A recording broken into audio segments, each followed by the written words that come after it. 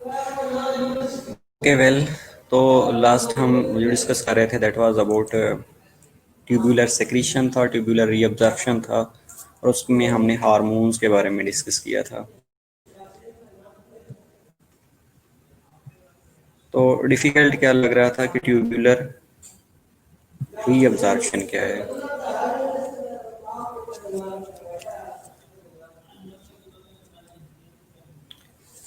Okay बेटा, tubular reabsorption जितनी भी होती है ना, वो मोस्टली हार्मोनल होती है, हार्मोनल इन्फ्लुएंसेस होती हैं। तो हार्मोन्स के अंदर हमने 3 तरह के हार्मोन्स डिस्कस किए थे। अब वो 3 तरह के जो हार्मोन्स थे उनके अंदर एल्डोस्ट्रोन था, उसके अंदर एडीएच था, और उसके अंदर तीसरा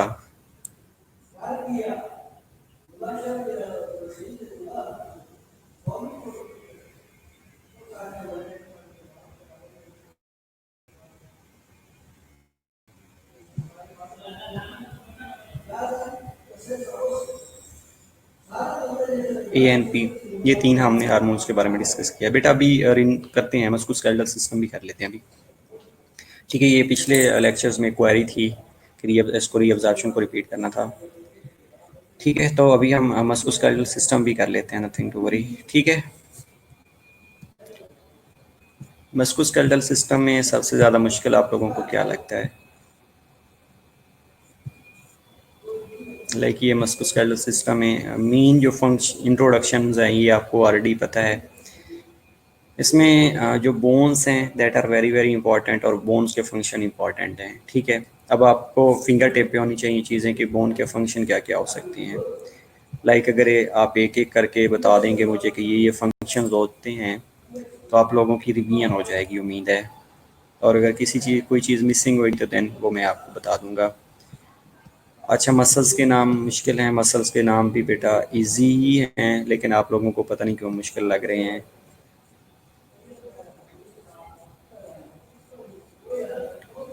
okay, what are the different functions of bone? Organs of skeletal system. अच्छा, डेफिनेटली बेटा इंक्लूडेड है।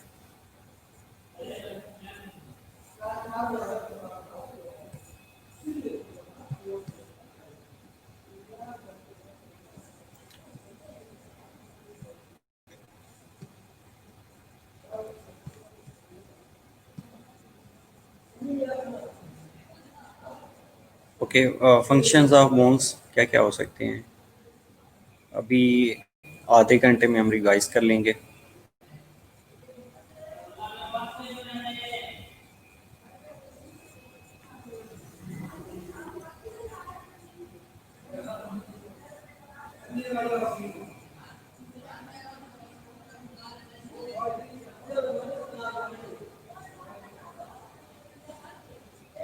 बेटा पैटर्न में ये होगा कि एससीक्यूज और एमसीक्यूज होंगे, जो कि हम डे फर्स्ट से यही कर रहे हैं कि एमसीक्यूज होंगे और एससीक्यूज होंगे।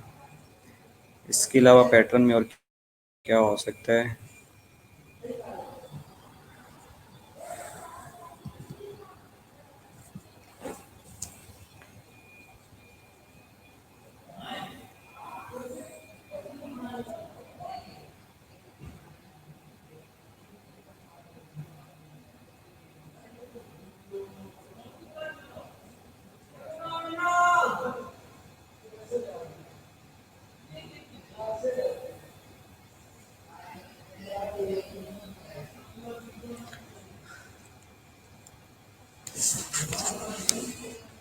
तो सरगनी अपने ही जो पेपर हैं वो एमसीक्यूज बनाएंगे ना, उन्होंने बोला होगा तो डेफिनेटली बोल सकते हैं।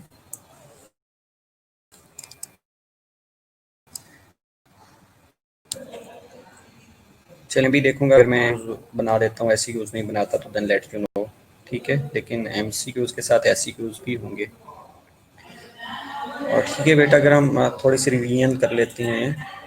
ये मुश्किल तो नहीं है जितना आप लोगों ने मुश्किल चीज़ें बनाई हुई होती हैं।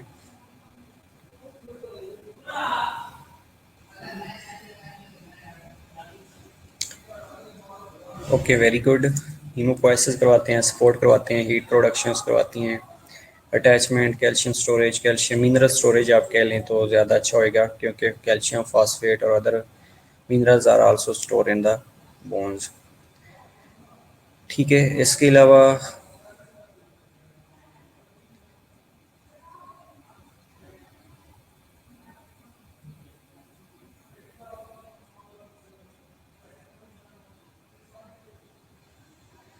डिफरेंट बाउंड्रीज बना रही होती हैं, ये भी इनका फंक्शन है। बोन्स का फंक्शन के अंदर अगर हम बात करें, लाइक थोरेसिक की बात करते हैं, पेल्विक कैविटीज़ की बात करते हैं या क्रेनियल कैविटीज़ की बात करते हैं, तो ये एक बाउंड्री बना रही होती हैं। इसके अलावा डेफिनेटली जिस तरह आप कैल्शियम और फॉस्फेट की बात कर रहे हैं, तो यू कैन से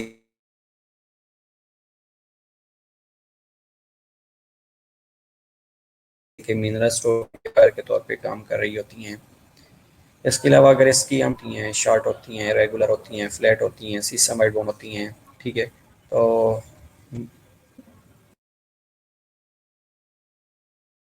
इनकी एक शॉर्ट लिस्ट है और दो एंड्स होते हैं।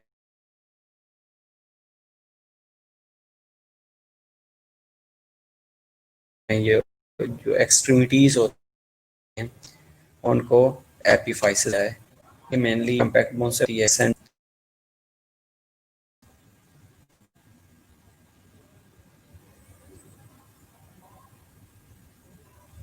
बेटा मैं रीग्रेड कर देता हूँ। अगर आपके में गलत होंगे एस सी क्यूज़, तो मैं उनको रीग्रेड कर देता हूँ। मैं देख लेता हूँ कि एस सी क्यूज़ में आप लोगों ने लिखा हुआ क्या है। उसके लिए आप वर्ड नो, एक वर्ड भी मैच नहीं करेगा, मैं मैचिंग के बगैर उनको दे दूंगा। कंप्यूटर को इंस्ट्रक्शन ही इस तरह की दूंगा कि मैं उनको वर्ड इस तरह के कुछ दे दूंगा जो आपके दो तीन वर्ड भी मैच कर जाएंगे तो आपको ग्रेड कर देंगे, अगर नहीं ग्रेड करेगा तो मैं रीग्रेड कर दूंगा। ठीक है।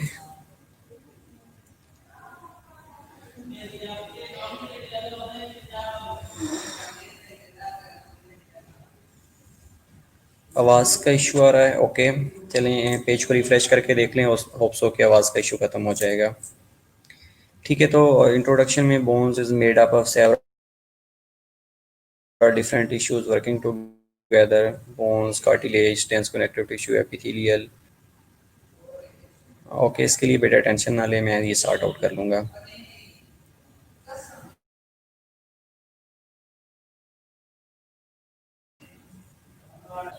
चेकिंग हो जाती है, ठीक है। मैं रीग्रेड कर दूंगा अगर आप लोगों को गलत करेगा तो।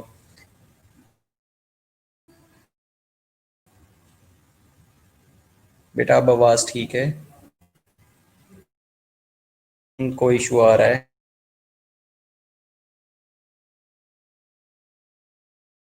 अपना पेज रिफ्रेश करके देख सकते हैं, अगर हो सकता है कि नेट से उनका फंक्शन है। जल्दी जल्दी कर लेते हैं इनको, ताकि ये पूरे चैप्टर को हम रिवाइज कर सकें कि सपोर्ट और प्रोटेक्टिंग द सॉफ्ट टिश्यू की प्रोटेक्शन करवा रहे होते हैं। मसल टू बोन अटैचमेंट होती है, मिनरल स्टोरेज होती है। इसके अलावा ब्लड सेल की प्रोडक्शन होती है, द प्रोसेस नोन एज हीमोपोएसिस।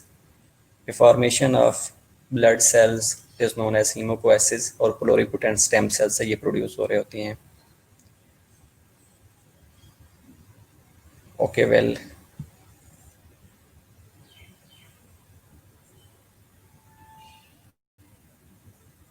बेटा मैं आपको बता दूं कि आपने आरबीसीज के जो फंक्शन लिखे थे, मैं बहुत से लोगों की उन्होंने लिखा है, मैंने उतने ही नंबर उनको दिए हैं।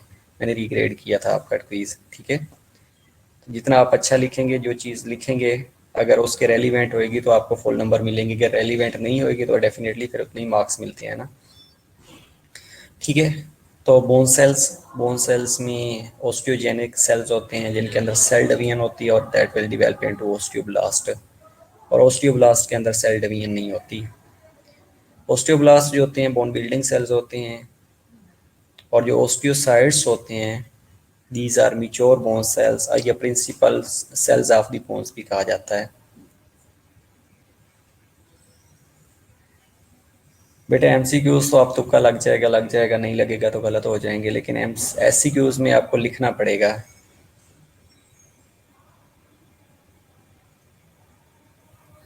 बेटा अभी फंक्शंस, अभी हम ये चैप्टर को डिस्कस कर लेते हैं, उसके बाद हम डिस्कस कर लेंगे कि फंक्शन क्या क्या हैं। अगर आप कहेंगी तो मैं आपका स्क्रीनशॉट भी आपको सेंड कर दूंगा जो मैंने रीग्रेड किया था, ठीक है?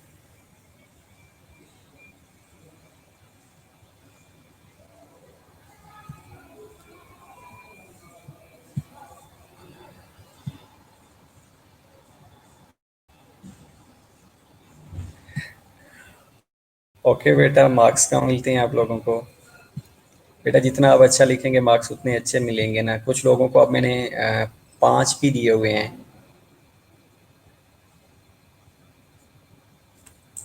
अब वो जो बेटा जिन्होंने जितना अच्छा लिखा है उनको उतने ही मार्क्स मिले हैं। लाइक एक दो लोग ऐसे हैं जिन्होंने बहुत अच्छा लिखा हुआ था और मैंने उनको 5 मार्क्स ही दिए हुए हैं।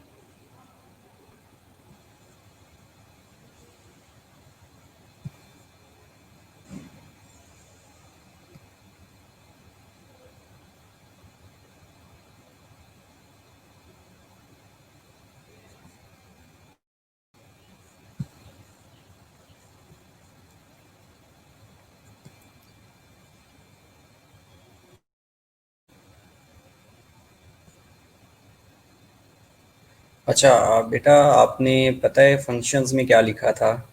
आप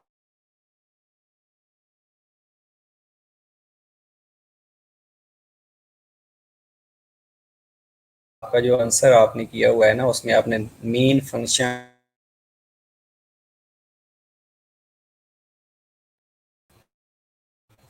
और आरबीसीज के मल्टीपल फंक्शंस हैं। सिर्फ ये गैसेस को ट्रांसफर, बेटा ये हीमोग्लोबिन चेन को मेंटेन करता है, अल्फा और बीटा चेन को भी मेंटेन करता है।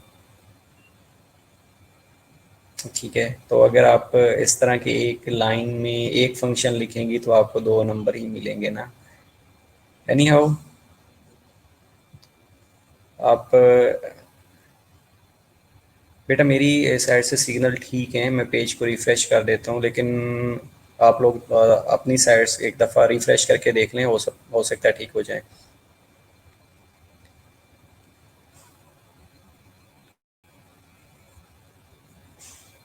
बेटा सेम टू सेम अगर नहीं भी लिखेंगे तो मैं रिग्रेड कर दूंगा, उसके लिए वरीड ना हूँ।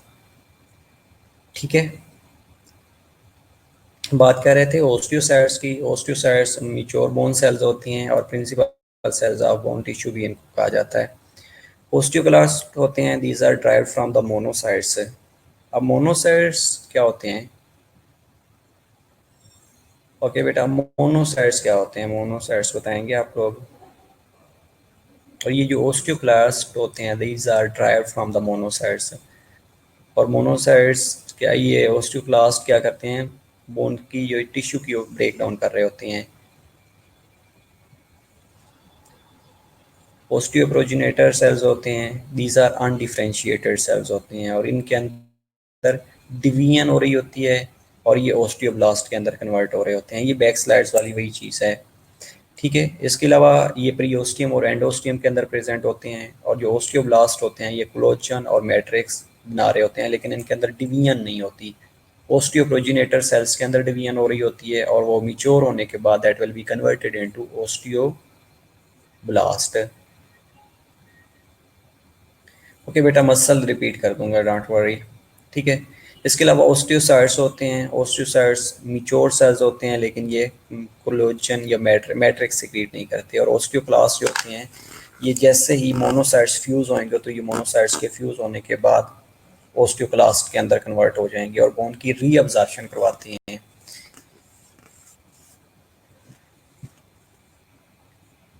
ये ओस्टियोब्लास्ट, ओस्टियोसाइट्स और ओस्टियोक्लास्ट इस तरह बन रहे होते हैं। इनके अंदर nerve supply that is important के प्रीओस्टियल आर्टरीज होती हैं जिन्होंने प्रीओस्टियम को सप्लाई करना होता है। न्यूट्रिएंट आर्टरी होती है और न्यूट्रिएंट फोरामेन एक ओपनिंग होती है, वहाँ से ये इंटर होने के बाद जो डायाफाइसल एरिया है और जो रेड बोन मेरो है उसको सप्लाई कर रही होती है। Okay, very good, big eaters होते हैं, एग्जैक्टली exactly.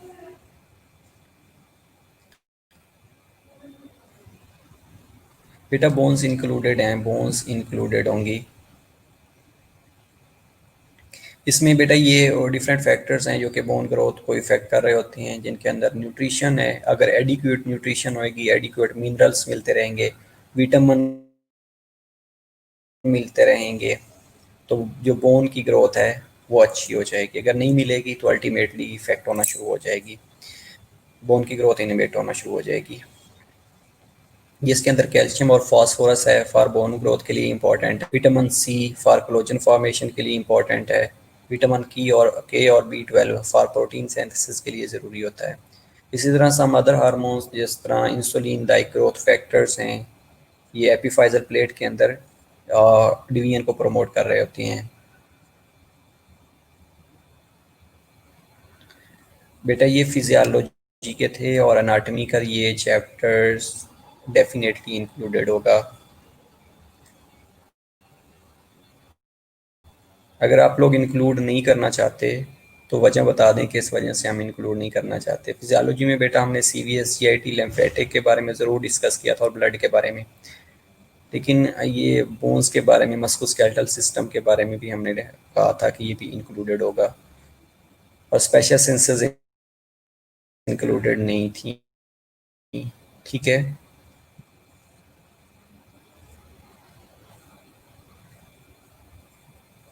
इसके अलावा और कोई क्वेरी है? अगर आप नहीं करना चाहते तो लेट मी नो कि हमने नहीं करना, हम इसको रिपीट ही नहीं करते। हम अभी अगेन रीनल सिस्टम में कर लेते हैं, उसके बाद हम एंडोक्राइन कर लेंगे। तो इस पे टाइम फिर वेस्ट करने की क्या ज़रूरत है?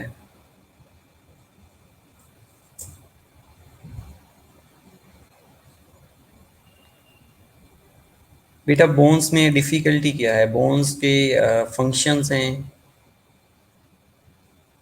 इसके अलावा बोन्स की डिवीजन है, शॉर्ट एंड लॉन्ग है, सिसमाइड हैं, इस तरह की डिवीजन है। ये मेरा ख्याल है कोई मुश्किल नहीं है। अगर एक दो एमसीक्यूज आ जाते हैं इसके रिलेटेड तो you no need to worry about that. अब सपोज हम ये बोन की ग्रोथ के फैक्टर्स आ जाते हैं पेपर के अंदर, तो मेरा ख्याल है कि वो कोई मुश्किल नहीं होंगे। चलें हम बेटा ये रिवीजन कर लेते हैं, और रिवीजन करने के बाद हम ग्रुप में डिस्कस कर लेंगे कि अगर आप लोग विलिंग नहीं हैं तो देन लेट मी डिसाइड कि क्या करना चाहिए। ठीक है, अगर ये चैप्टर नहीं करेंगे तो इसकी जगह हम कोई और कर लेंगे, लाइक रीनल सिस्टम कर लेंगे फिर। लेकिन ये करना तो है, इसका क्विज तो आप लोगों ने देना ही है, अटैम्प्ट करना पड़ेगा।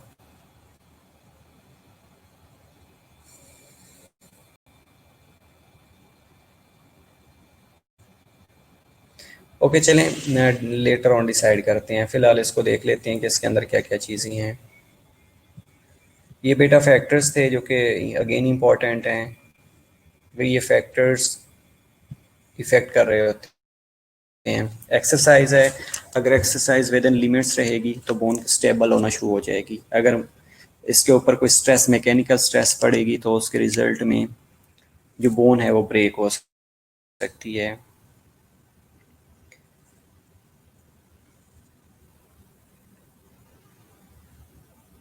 ओके बेटा, पहले डिसाइड कर लें कि आप लोगों ने क्या करना है। अगर इनर सिस्टम करना है तो इनर सिस्टम कर लेते हैं, ये करना है तो ये कर लेते हैं।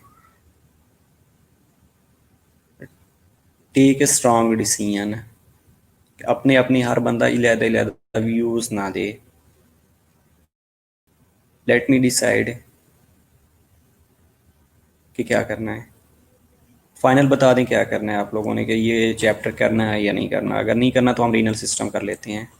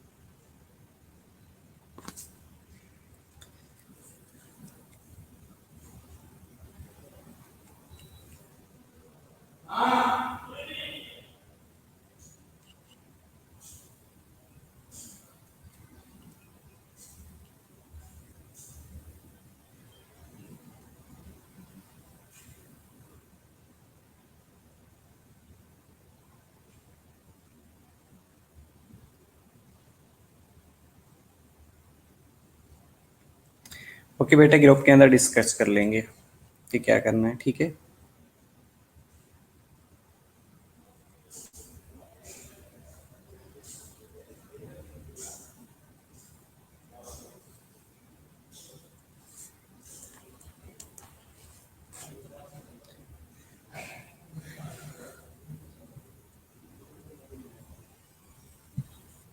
ठीक है, ये क्लासिफिकेशन ऑफ बोन है बेटा, ये मेरा ख्याल है डिफ़िकल्ट नहीं है। बोन की क्लासिफिकेशन में लॉन्ग बोन आती हैं, शॉर्ट बोन आती हैं, सीसमाइड बोन आती हैं, फ्लैट बोन आती हैं, इरेगुलर और वॉर्मर्स बोन्स आती हैं।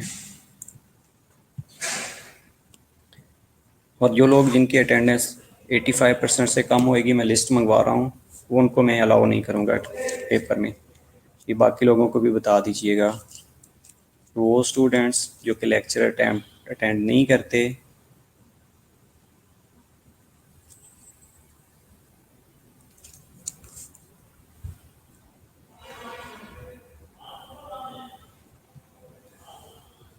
ओके, जो लॉन्ग बोन होती हैं इनके अंदर टिपिकली लॉन्गर देन वाइड होती हैं, have a soft with heads at the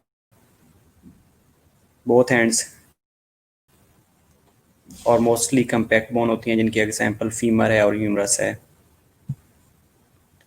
short bones के अंदर बेटा कार्पल्स और टार्सल्स आती हैं, मोस्टली स्पॉन्जी बोन होती हैं और क्यूब शेप प्रेजेंट होती हैं।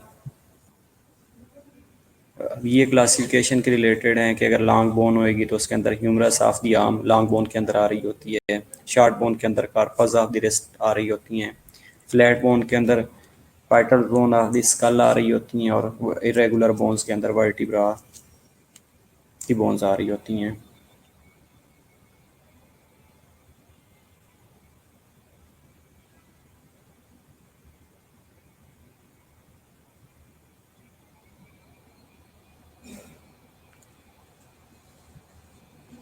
ओके, इसके अलावा फ्लैट बोन्स हैं, ये थिन और फ्लैंटेड होती हैं, यूजुअली कर्व्ड इन नेचर होती हैं। Thin layer of compact bone around the layer of the spongy bone like skulls है, रिब्स हैं, ये स्टर्नम्स की जो बोन्स हैं ये फ्लैट बोन्स के अंदर आ रही होती हैं। इरेगुलर बोन्स के अंदर इनकी इरेगुलर शेप होती है, एक दूसरे के ऊपर फिट नहीं आ रही होती, जिस तरह वर्टिब्री और हिप की बोन्स हैं। अब ये जो टर्मिनोलॉजीज हैं लाइक एपीफाइजल, डिस्टल प्रॉक्सिमल होता है, डायफाइसिस होता है, मेटाफाइसिस होता है, प्रीओस्टियम होता है, ये एंडोस्टियम होता है। ओके बेटा, विल डिसाइड इंशाल्लाह in the group. Articulating cartilage होती है, या आर्टिकुलर कार्टिलेज होती है, या हाइलिम कार्टिलेज होती है, ठीक है। और ये सारी चीज़ें एक एक चीज़ मेंशन की गई है। अगर माइक्रोस्कोपिक स्ट्रक्चर देखी जाए तो इसके अंदर जो बोन सेल्स होते हैं जिनको ओस्टियोसाइट्स कहा जाता है, लिक्यूना के अंदर प्रेजेंट होते हैं। ओस्टियोसाइट्स न्यूट्रिएंट्स को ट्रांसपोर्ट करते हैं और वेस्ट जितने भी होते हैं उनको ट्रांसपोर्ट करते हैं by cellular process in the canaliculi. और extracellular matrix of the bone is largely collagen and inorganic salts present होते हैं। कोलेजन बोन को स्ट्रेंथन कर रहा होता है और इनऑर्गेनिक साल्ट्स जो होते हैं ये बोन को हार्ड कर रहे होते हैं।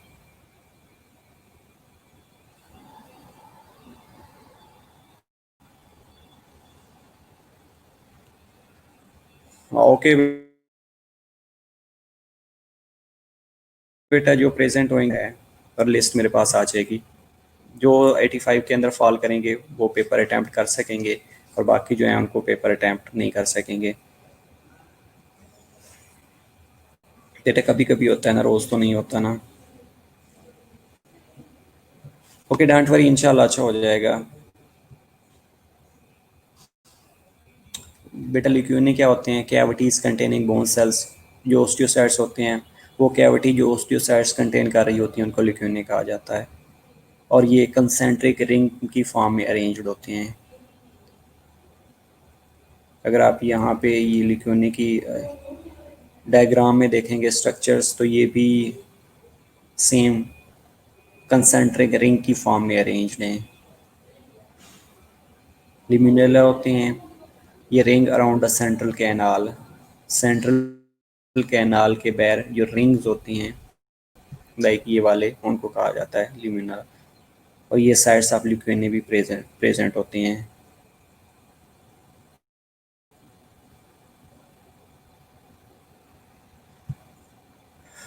इसके अलावा कैनिकुलाई होते हैं जिनके अंदर टीनी कैनाल्स होती हैं, स्मॉल स्मॉल पोर्स होते हैं, और ये रेडिएट्स करते हैं from the central canal to lacunae, और ये ट्रांसपोर्ट सिस्टम बना रहे होते हैं। बोन्स के अंदर जितनी वेस्ट प्रोडक्ट्स की ट्रांसपोर्टेशन होती है या न्यूट्रिएंट्स की ट्रांसपोर्टेशन होती है थ्रू द न्यूट्रिएंट आर्टरी, तो ये उनके लिए एक सपोर्ट सिस्टम बना रहे होती हैं।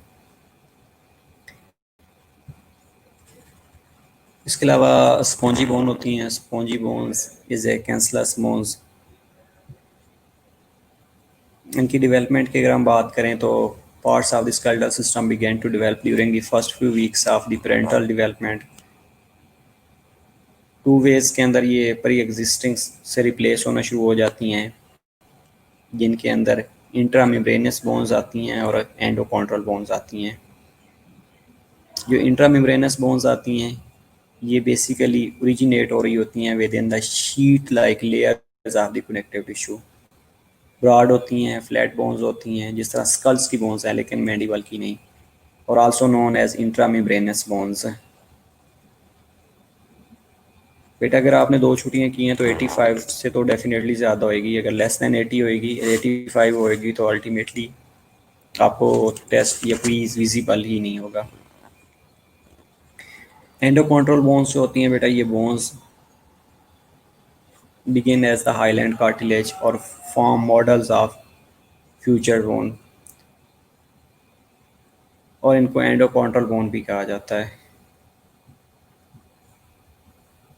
एंडोकॉन्ट्रल बोन्स के अंदर हाईलैंड कार्टिलेज मॉडल्स आते हैं, प्राइमरी ओसिफिकेशन सेंटर्स और सेकेंडरी ओसिफिकेशन सेंटर्स, एपिफाइजल प्लेट्स होती हैं, ओस्टियोब्लास्ट होते हैं और ओस्टियोक्लास्ट प्रेजेंट होती हैं। ये ऑर्टिकुलर कार्टिलेज होती है, स्पॉन्जी बोन्स प्रेजेंट होती हैं, मेडुलरी कैविटी या मेडुलरी कैनाल पड़ी होती है।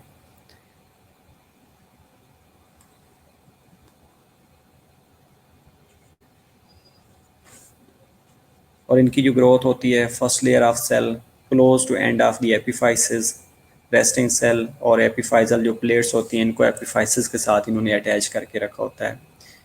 इसके अलावा जोन ऑफ रेस्टिंग कार्टिलेज होती है और सेकेंडरी लेयर ऑफ सेल के अंदर रोज में प्रेजेंट होती हैं, उनके अंदर माइटोसिस होती है और प्लोरिफिलेटिंग कार्टिलेज जोन प्रेजेंट होता है।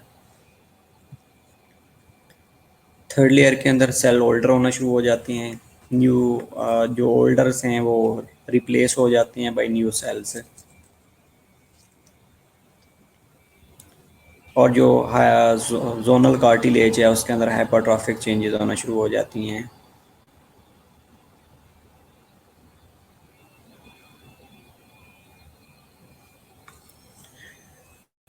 इसके अलावा फोर्थ लेयर्स के अंदर थिन होती है, डेड सेल्स होने शुरू हो जाती हैं, कैल्सिफिकेशन ऑफ एक्स्ट्रा मैट्रिक्स होना शुरू हो जाती है, और एंड वाला जो जोन ऑफ कैल्सिफाइड कार्टिलेज बनना शुरू हो जाता है। होम्योस्टेसिस किस तरह होती है कि बोन के अंदर रीअब्जॉर्प्शन हो रही होती है ओस्टियोक्लास्ट और parathyroid hormones, mainly parathyroid hormone के थ्रू ये फंक्शन हो रहा होता है, और जो मिनरल होम्योस्टेसिस है कैल्शियम और फास्फेट की, वो पैराथायराइड हार्मोन का करवा रहा होता है। इनमें ग्रोथ और डेवलपमेंट में जो मेनली हार्मोन्स या विटामिन रिक्वायर्ड हैं वो ए होता है, सी होता है, डी होता है। अगर इनकी डेफिशिएंसी होना शुरू हो जाती है तो डेफिशिएंसी के अकॉर्डिंग बोन्स के अंदर प्रॉब्लम आना शुरू हो सकता है। हाँ ओके बेटा, अब बाकी लोगों को आवाज़ तो नहीं कट रही, किसी को भी नहीं कट रही। आप अपना जगह चेंज करके देख सकती हैं, हो सकता है आवाज़ ठीक हो जाए।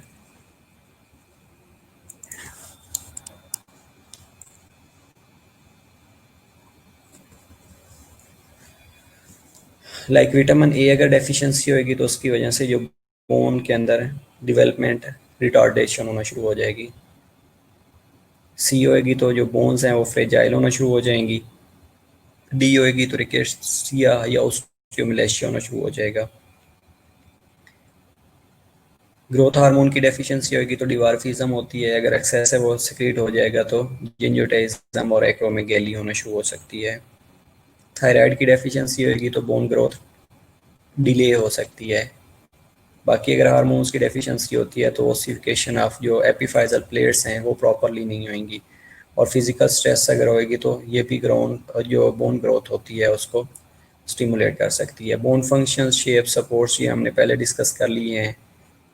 इसके अंदर ब्लड सेल फॉर्मेशन को हेमेटोपोएसिस या हीमोपोएसिस भी कहते हैं, और रेड बोन मैरो के अंदर होता है। इसके अंदर जो इनऑर्गेनिक साल्ट्स प्रेजेंट होती हैं उनके अंदर कैल्शियम, फास्फेट, मैग्नीशियम, सोडियम और पोटाशियम प्रेजेंट होता है।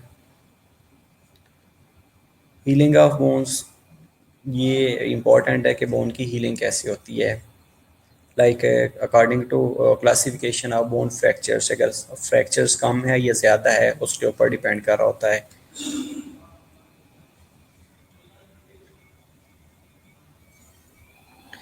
Position of bones ends after the fractures, जो नॉन डिस्प्लेस्ड होते हैं, and remains normal in position, अगर डिस्प्लेस्ड हैं तो ends outside of the normal alignment. Displaced हैं या नॉन डिस्प्लेस्ड हैं।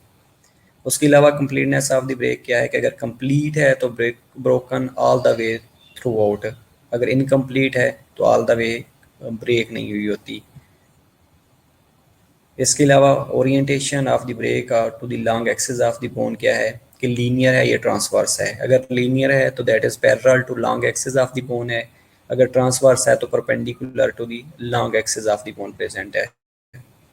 इसी तरह whether or not the bone ends penetrate the skin, compound है, ओपन फ्रैक्चर्स है तो बोन एंड्स जो होते हैं ये स्किन के अंदर पेनिट्रेट कर रहे होते हैं।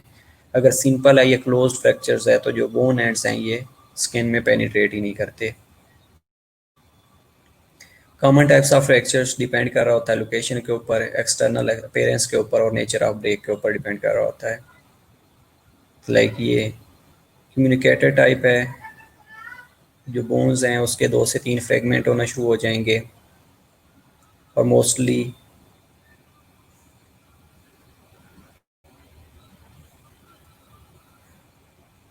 जो एजेड लोग होते हैं उनके अंदर ये प्रॉब्लम हो रहा होता है।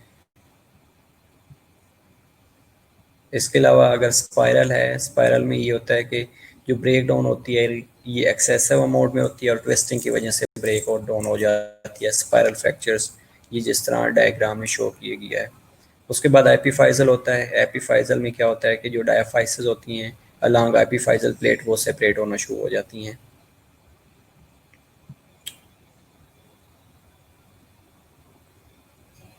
ओके बेटा, रीनल सिस्टम भी कर लेंगे नेक्स्ट क्लास में, रीनल सिस्टम कर लेंगे, ठीक है। इसके अलावा डिप्रेस्ड बोन फ्रैक्चर्स होती हैं और इसमें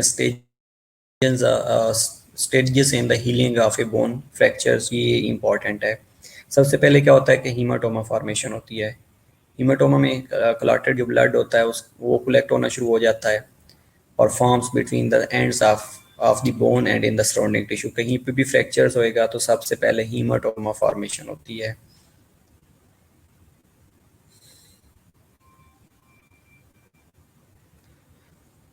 ओके, देखते हैं बेटा, ये हम ग्रुप में डिसाइड कर लेंगे क्या करना है, ठीक है। दूसरी कंडीशन ये होती है कि जो ब्लड वेसल्स हैं वो ब्रेक होना शुरू हो जाती हैं, वहाँ से ब्लीड होता है, क्लॉट बनता है। क्लॉट बनने के बाद जो साइड्स होती है, जिस साइड पे इंजरी हुई है वो स्वोलन होना शुरू हो जाती है, पेन रिसेप्टर्स पड़े होते हैं वो एक्टिवेट हो जाती हैं और इन्फ्लेमेशन हो जाती है क्योंकि वहाँ पे वेस्कुलर परमिबिलिटी बढ़ना शुरू हो जाती है और टिश्यू अपना रिस्पॉन्स शो कर रहा होता है, जिसमें हीट हो रही होती है, पेन होता है, लॉस ऑफ फंक्शन होता है, लॉस ऑफ सेंसेशन होता है।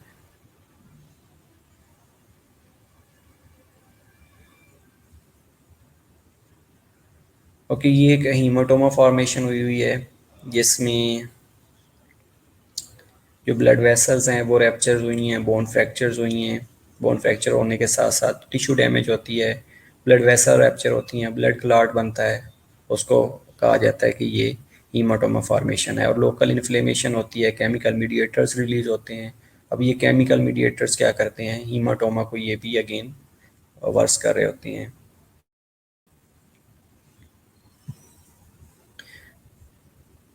दूसरा कैलस फॉर्मेशन होती है। अब ये जो कैलस फॉर्मेशन होती है ये एक्यूट इन्फ्लेमेशन और अकमुलेशन ऑफ इन्फ्लेमेटरी एक्सुडेशन की वजह से हो रही होती है। जिसके अंदर माइक्रोफेजेस प्रेजेंट होती हैं और माइक्रोफेजेस क्या करती हैं कि वो जो हीमाटोमा बना था उसमें जो सेल डेब्रीज हैं, ये जो डेड सेल्स हैं उनकी फेगोसाइटोसिस काज कर रही होती हैं, उनकी इनकल्फिंग कर रही होती हैं। उसके बाद फिब्रोब्लास्ट जो हैं ये माइग्रेट करते हैं to the site of inflammation, to the site of injury, और ग्रेनुलेशन टिश्यू बनना शुरू हो जाती हैं और एंजियोजेनेसिस हो रही होती है। एंजियोजेनेसिस न्यू ब्लड वेसल की फॉर्मेशन हो रही होती है उस एरिया के अंदर। इसके अलावा जैसे ही फिब्रोब्लास्ट वहाँ पे माइग्रेट करेंगे तो वो साथ में फेगोसिटिक सेल क्लियर जो पड़े होते हैं उनकी डेब्रीज को क्लियर करना शुरू कर देती हैं। उसके साथ ओस्टियोब्लास्ट की एक्टिविटी को बढ़ा देते हैं। अब ओस्टियोब्लास्ट क्या करते हैं, जो स्पॉन्जी बोन्स होती हैं उनको विद इन 1 वीक और अबाउट 5 डेज के अंदर स्पॉन्जी बोन के अंदर कन्वर्ट कर देते हैं। और जो फिब्रोब्लास्ट हैं वो कोलेजन को सिक्रेट करना शुरू कर देते हैं ताकि जो बोन के एंड्स हैं उनको कम्पैक्ट किया जा सके। और इस तरह एक फिब्रोकार्टिलेजिनस कैलस बनना शुरू हो जाता है, जिसको बोनी कैलस या सॉफ्ट कैलस भी कहा जाता है। बोनी कैलस बनता है, सॉफ्ट कैलस बनता है, देन हार्ड कैलस बनना शुरू हो जाता है।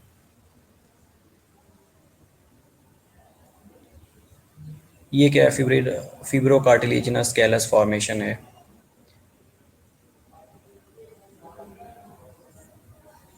तीसरा बोनी कैलस बनना शुरू हो जाता है। बोनी कैलस में ये होता है कि जो नई बोन्स होती है उसमें large number of osteoblast spongy bone collagen को सिक्रीट करना शुरू कर देते हैं और जो ब्रोकन एंड्स होते हैं वो ज्वाइन करते हैं एक दूसरे के साथ।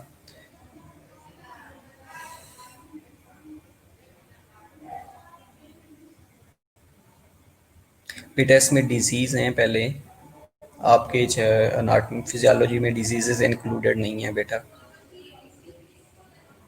ओके बेटा, ये हीमाटोमा से रिपीट कर देते हैं। हीमाटोमा में बेटा ये होता है कि जैसे ही कोई बोन फ्रैक्चर्स होएगी तो वहाँ पे ब्लड क्लॉट जो बनता है। अब ब्लड क्लॉट्स जैसे ही उनके एंड्स के दरमियान आएगा, जो ब्रोकन एंड्स हैं उनके दरमियान में आएगा, साथ में ब्लड वेसल रैप्चर्स होती हैं, ब्लड वेसल रैप्चर होने की वजह से ब्लीड हो रहा होता है।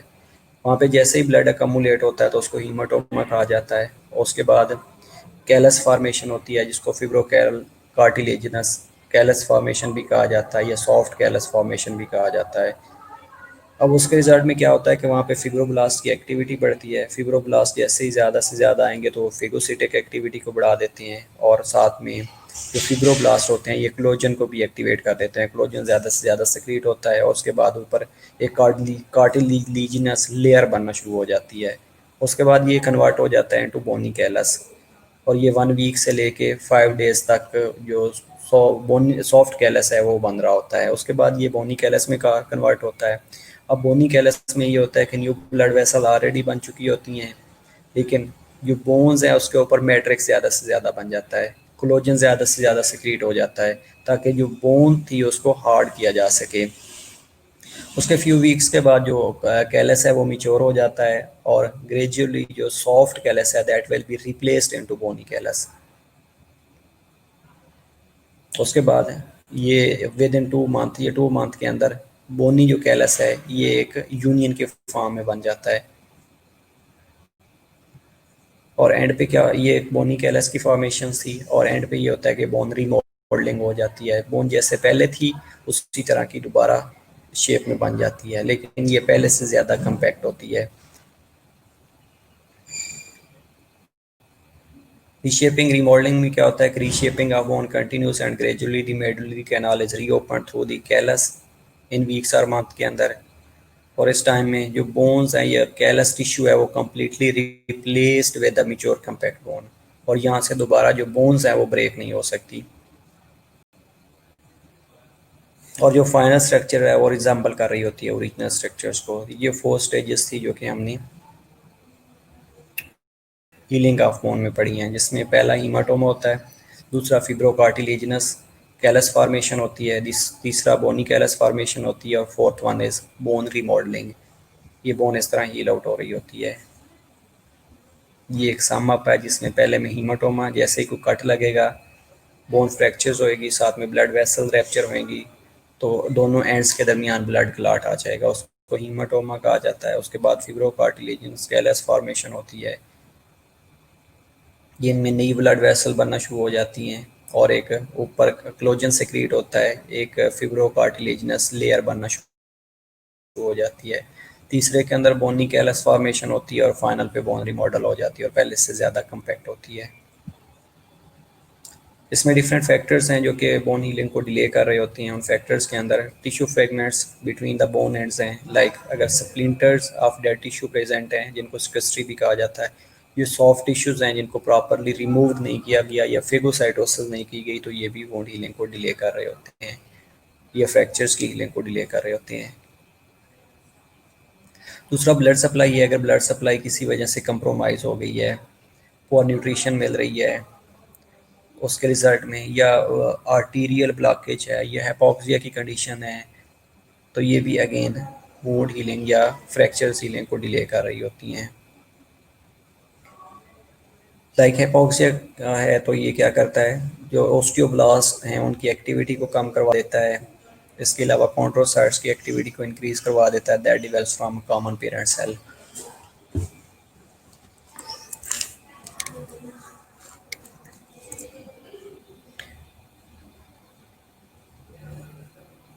अगर poor alignment of the bone ends है तो अगेन ये भी प्रॉब्लम आएगा कि अगर नॉर्मली अगर फ्रैक्चर्स हुआ था तो उनकी अलाइनमेंट ठीक नहीं की गई।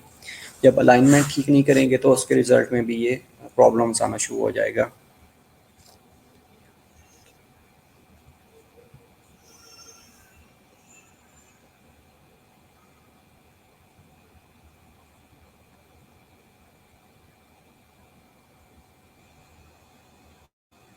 This may result in the formation of large and irregular calluses that heal slowly and often results in permanent disability या continued mobility या bone and इसमें continuous movement होती रहेगी, that results in fibrosis of granulation tissue followed by fibrous union of the fractures.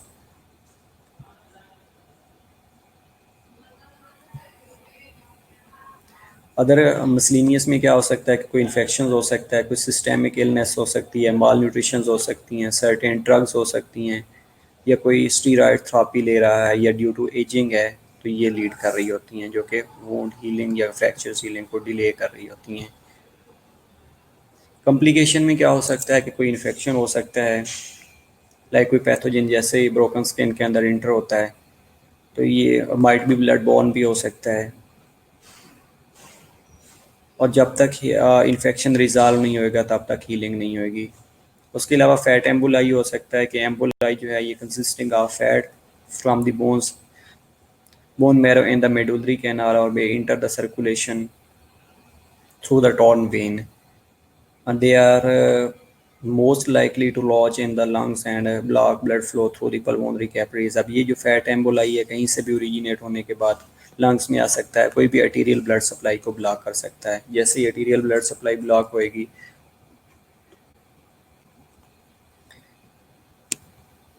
तो उसके result में जो wound healing हैं या फ्रैक्चर हीलिंग है वो डिले हो जाएंगी। That is about skeletal organisation, skeletal system के ये हमने आज डिस्कस करना है, जिसमें टिपिकली जो बोन्स ली जा रही होती हैं वो 206 हैं। For convenience the skeletal is divided into two parts, इनमें एक्सियल स्केलेटल है और अपेंडिकुलर स्केलेटल है।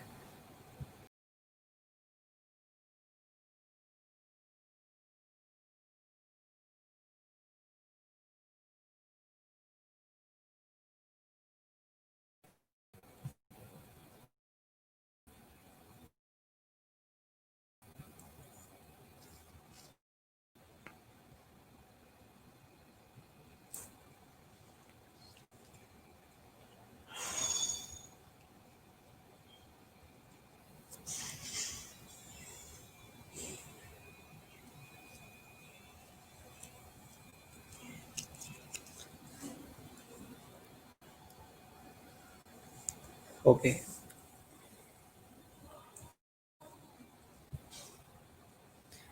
जो एक्सियल स्केलेटन है बेटा इसके अंदर स्कल आता है, वर्टिब्रल कॉलम आता है, रिब्स और स्टर्नम आते हैं, और जो अपेंडिकुलर स्केलेटन होता है उसके अंदर अपर लिम्स आ रहे होते हैं, लोअर लिम्स आ रहे होते हैं, शोल्डर गिल्डर और पेल्विक गिल्डर आ रहा होता है।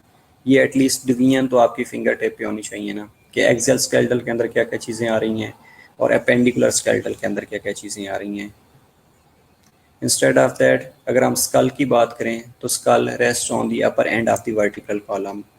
इसके अलावा इस कंपोज्ड ऑफ क्रेनियम या ब्रेन केस भी उसको कहा जाता है, और फेशियल बोन्स, जो बोन्स ऑफ क्रेनियम जिनके अंदर 1 फ्रंटल बोन होती है, 2 पाइटल बोन होती हैं, 2 टेम्पोरल बोन होती हैं, 1 ऑक्सीपिटल बोन होती है, 1 एथमाइड और सफिनाइड बोन होती हैं। अब क्रेनियम बेसिकली क्या है कि ये formed by a number of flat और irregular bones that protect the brain. Base होती है जिसके ऊपर जो ब्रेन होता है वो रेस्ट करता है, और वॉल्ट होता है जिसके ऊपर ये सराउंड करता है और उसको कवर कर रहा होता है। परियोस्टियम होती है inner surface of the skull bones form a outer layer of dura matter.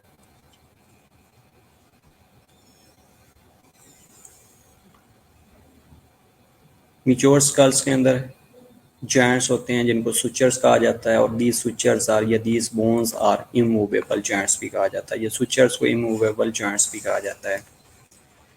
Bones के अंदर न्यूमरस परफोरेशंस होती हैं या ओपनिंग्स होती हैं जिनको फोरामिन कहा जाता है या फोरामिन फिशर्स कहा जाता है, जिनसे ब्लड वेसल्स हो गई, नर्व वेसल्स हो गई और लिम्फेटिक वेसल्स होती हैं, ये इंटर हो रही होती हैं और लीव कर रही होती हैं। अगर हम फ्रंटल बोन की बात करें तो फोरहेड की ये बोन है, ऑर्बिटल कैविटी बना रही होती है जिसको आई सॉकेट कहा जाता है, और prominent ridges above the eyes जिसको सुप्रा ऑर्बिटल मार्जिन्स भी कहते हैं। टू एयर फील्ड कैविटीज या साइनसेस होते हैं, और ये सिलिएटेड म्यूकस मेम्ब्रेन में प्रेजेंट होते हैं और नेजल कैविटी के अंदर ओपन हो रहे होती हैं। इसके अलावा कोरोनल सुचर्स होते हैं जो कि फ्रंटल और पार्इटल बोन के साथ ज्वाइन करते हैं, और उसके साथ जो अदर स्ट्रक्चर्स अदर सुचर्स होते हैं जो कि सिफिनाइड, जिग्मोटिक, लैक्रिमल, नेजर और एथमाइड बोन भी बना रहे होते हैं।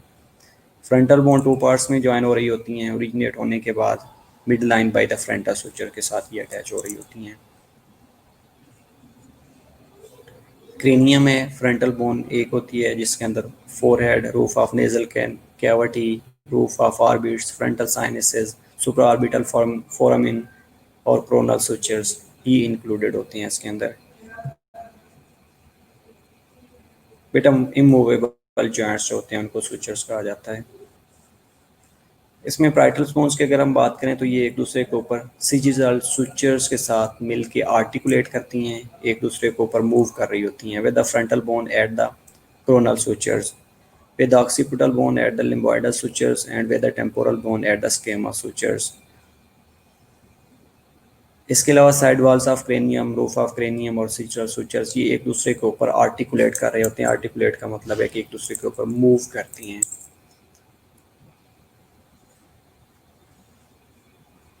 Occipital bones it form sutures with the parietal, ठीक है, और साथ में back of skull, base of the cranium और फोरामिन मैग्नम और ऑक्सीपिटल कंडाइल और लिम्बॉइडल सुचर्स ये बना रही होती हैं। बेटा ये आपको एज इट इज़ याद करना पड़ेगा, इसमें कोई हार्ड और फास्ट रूल नहीं है।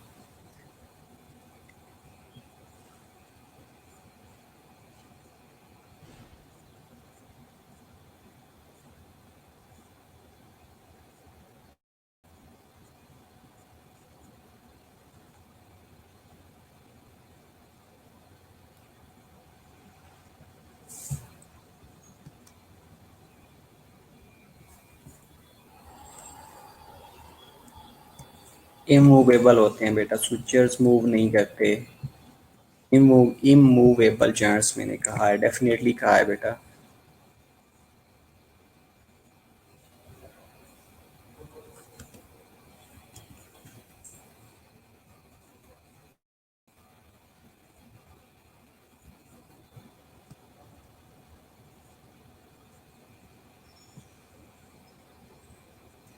अब बेटा ये होते हैं फिब्रस जॉइंट्स हैं जिन्होंने बोन ऑफ द स्कल को कनेक्ट करके रखा होता है,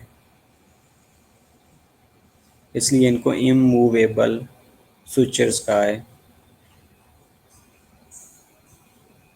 जी जी श्योर बेटा।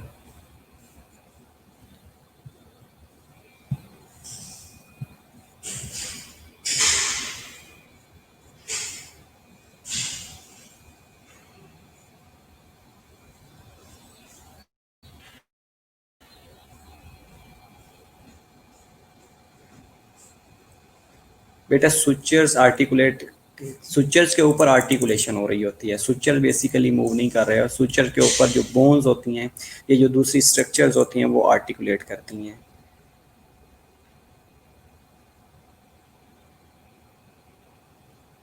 बेटा डेफिनेटली ये पहले हमने स्केलेटल पढ़ा हुआ है, स्केलेटल सिस्टम पढ़ा हुआ है।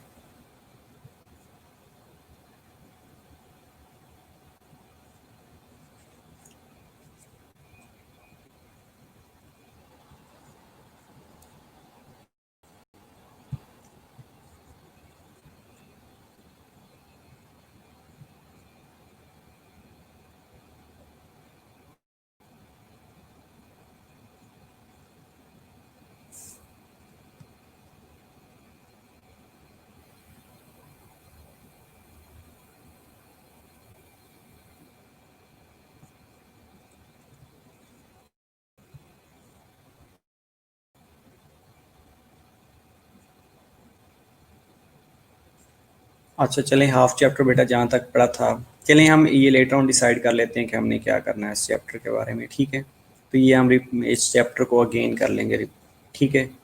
जितना पढ़ा था बोन का, बोन तक कर लेते हैं, बाकी जो रिमेनिंग है वो अगेन कर लेंगे हम। एंडोक्राइन सिस्टम के बाद हम ये वाला चैप्टर कर लेंगे। और ये जो बेटा स्विचर्स की बात कर रही हैं, स्विचर्स के अंदर आर्टिकुलेशन होती है, एक दूसरे के ऊपर आर्टिकुलेट करते हैं, लेकिन आर्टिकुलेशन मूवमेंट होती है। इमूवेबल जॉइंट्स बेसिकली होते हैं, लेकिन आर्टिकुलेशन जो होती है वो आर्टिकुलेशन हो रही होती है।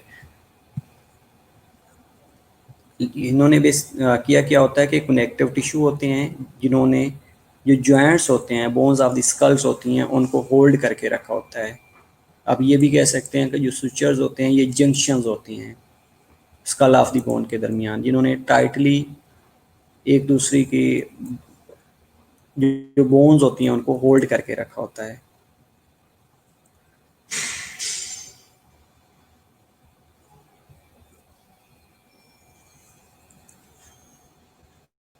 चलें इंशाल्लाह बाकी नेक्स्ट लेक्चर में देखते हैं। नेक्स्ट लेक्चर्स में हम अपना रीनल सिस्टम करेंगे, एक्सक्रीटरी सिस्टम करेंगे, बाकी ये जो पेंडिंग पड़ा है इसको हम देख लेंगे, ठीक है। ओके, सी यू इंशाल्लाह नेक्स्ट लेक्चर्स।